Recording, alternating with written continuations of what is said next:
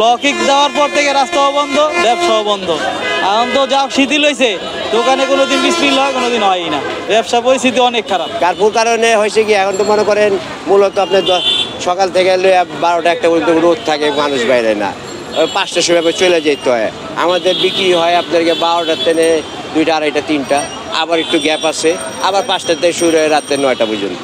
ভাই এইভাবে তো কোনো সমতিকা যায় না ভাই, এরকম কয়দিন সহ্য করা যায়? শিক্ষার্থীদের আন্দোলনের আগে আপনার 2 দিন আপনার শুক্রবার যে পানি উঠলো, শুক্র শনি 2 দিন আমাদের পুরো মানে ব্যবসায় পুরো লস, মালমূল দিচ্ছে সবারই মনে করেন 5 লাখ 10 লাখ, অনেকের 15 লাখ ক্ষতি হচ্ছে। যেহেতু সরকারের জায়গা আছে, আমাদের জায়গা আছে, আমাদের জায়গা থাকতে আমরা খুবই ক্ষতিগ্রস্ত। আমরা এই 5টা পর্যন্ত আমাদের শীতল করছে, 5টা পর্যন্ত। এখন মূলত কাস্টমার কিন্তু নামেই 5টার পরে। নিত্য প্রয়োজনীয় জিনিস কিনতে তো হিমশিম, কারণ আরও দেখা গেছে নিত্য প্রয়োজনের দাম ধরা ছোঁয়ার বাইরে, নাগালের বাইরে। গাড়ি ঘোড়া আসতে পারে না, লোকজন আসতে পারে না, এই জন্য তারপরে গ্যাঞ্জাম হয়েছে, এই কদিন বন্ধ ছিল, এই জন্য মোটামুটি আর কি লস হয়েছে। তারপরে এখন মার্কেট খোলার সিদ্ধান্ত নিছে, বলছে আমরা কেউ বিসমিল্লাহ করি, কেউ করতে পারি না, কেউ কিছু বেচাকেনা করি, কেউ করতে পারি না, এরকম আর কি। সত্যিকার অর্থে বাংলাদেশে যদি পশ্চাৎপদ জনগোষ্ঠীর কিছু থাকে এখন আমার ব্যক্তিগত মতামতে, যেটা হলো যারা ক্ষুদ্র ব্যবসা করে তারা সবচেয়ে বেশি ক্ষতিগ্রস্ত। এটা স্কুল কলেজ খোলা না পর্যন্ত কিছু পাওয়া যাবে না। এটা স্কুল কলেজ খুললে আল্লাহর মতে স্বস্তি পাওয়া যাবে। 5টা থেকে তো বন্ধ করে চলে যেতে হইতেছে, দেখা গেছে 4টা থেকে 4:30টার ভিতরে আমরা মানে মার্কেট ছেড়ে দিতেছি, বন্ধ করে দিতেছি, বাসায় যেতে যেতে 5টা বেজে যেতেছে। ওই সময়টাই আমাদের বিক্রির সময়। অতি তো অনেক টাকা, আপনি মার্কেটের হিসাব করতে গেলে প্রায় কোটি টাকার উপরে ক্ষতি হয়ে গেছে মানুষের। স্টাফের বেতন দিতে আমাদের সমস্যা হচ্ছে, আমাদের বউ বাচ্চা আছে, ওদেরও আমাদের সংসার চালাতে কষ্ট হচ্ছে, সব দিক দিয়ে আমাদের অসুবিধা হয়।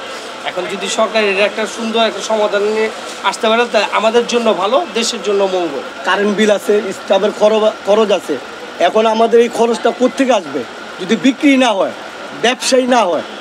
তাহলে আমি মনে করি সরকারের কাছে আবেদন করছি যে আমাদের এই শীতলভাবে মানে পরিপূর্ণভাবে স্বাভাবিক করে দেওয়ার জন্য। তাতে আমাদের মরা ছাড়া কোনো উপায় নাই, গতি নাই। কাস্টমারের সাথে আলাপ করছি, দেখা গেছে তারাও রিস্ক নিয়ে আসতেছে, ওরকম কেনাকাটা করতেছে না। অনেক সময় আছে যে বাচ্চা কাচ্চা নিয়ে তারা বাসা আটকা ছিল, একটু বের হয়েছে, দেখা গেছে একটু শিথিল করছে কয়েক ঘন্টা, এই কারণে একটু ঘোরার জন্য বের হয়।